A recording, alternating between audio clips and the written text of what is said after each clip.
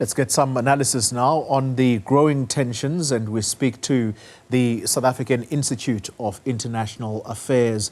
Steven Gruzd is the individual joining us this evening to talk to us about this. Steven, good evening to you. Let's start with just how feasible is the ground invasion of Lebanon by Israeli troops? Well, we don't know if it's definitely going to happen, but the indications in the last few days have certainly been that the IDF is preparing for at least a limited ground invasion. I think both sides have probably been planning for this since the end of the last war in Lebanon in 2006.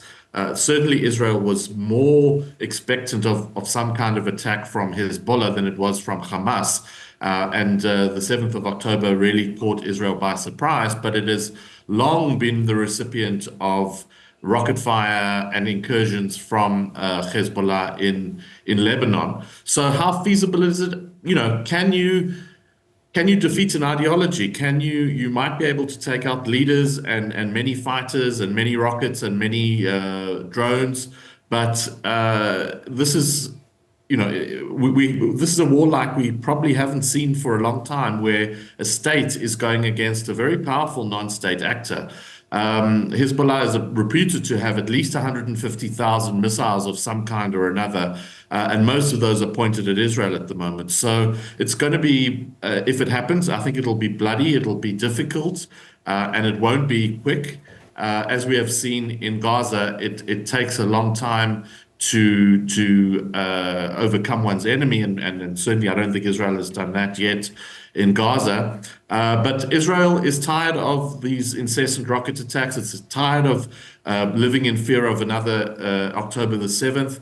And it wants its 60,000 residents who have evacuated the north to be able to go back to their homes. And in order to do that, Israel thinks that as a minimum, it needs to push Hezbollah back beyond the Litani River, which is 25 kilometers from the border area, at an absolute minimum. Yeah, I think it was around this time last week when I asked a journalist from Voice of America about whether or not Lebanon was possibly facing its own Gaza moment.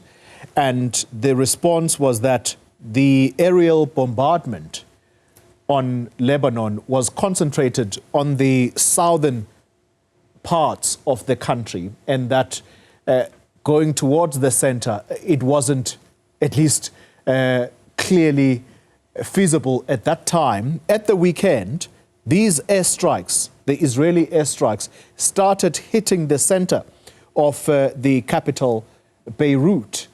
And so I asked this question, whether you think Lebanon is possibly facing its own Gaza moment here.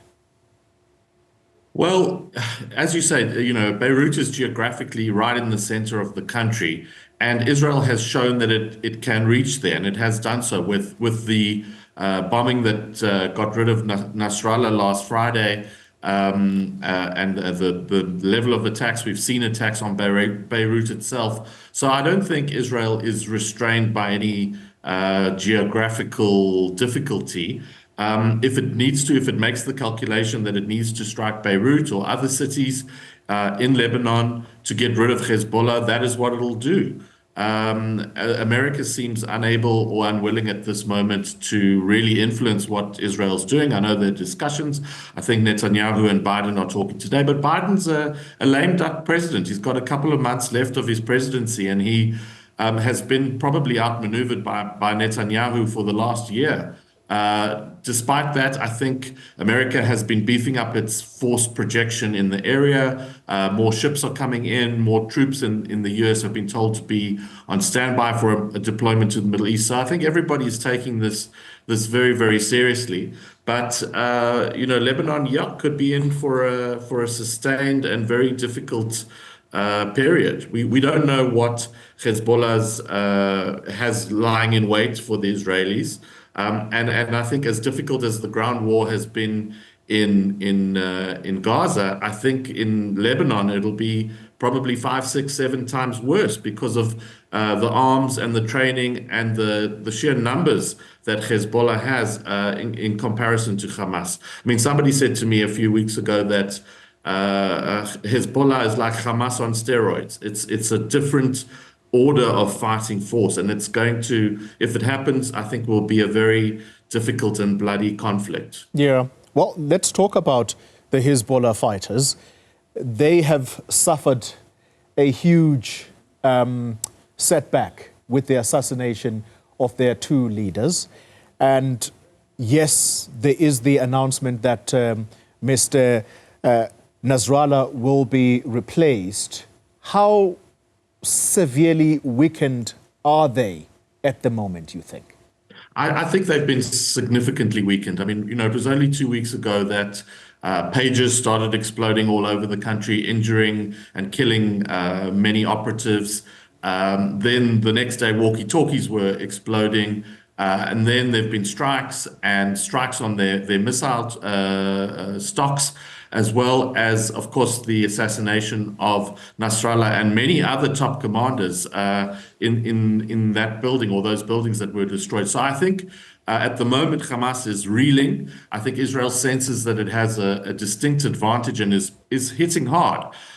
So I think Hezbollah, though, will be able to respond, but we're not sure where or how. But at the moment, I would say it's definitely at its weakest that it has been in many, many years. Yeah, and the words of the Israeli Prime Minister at the announcement of the death of Mr. Nasrallah, he said that this was a turning point for the Middle East. This is very interesting because on Sunday, Israel also struck a Yemeni port, killing 4 people. And I'm now going to this very feared notion that this could spark a regional war. Do you think that Iran has the appetite, or they will not go that route of actually wanting a confrontation with Israel? Yeah, I mean, when we saw the leader of Hamas assassinated in Iran, they vowed to avenge his death and attack Israel, and we didn't see anything of any great significance. So I think the Iranians are also very reluctant to escalate. We heard their new president at the UN making conciliatory remarks, talking about if Israel lays down its arms, Iran will lay down its arms. It remains, of course, a major supporter of the Houthis in Yemen, Hezbollah in Lebanon, and Hamas in Gaza and the West Bank.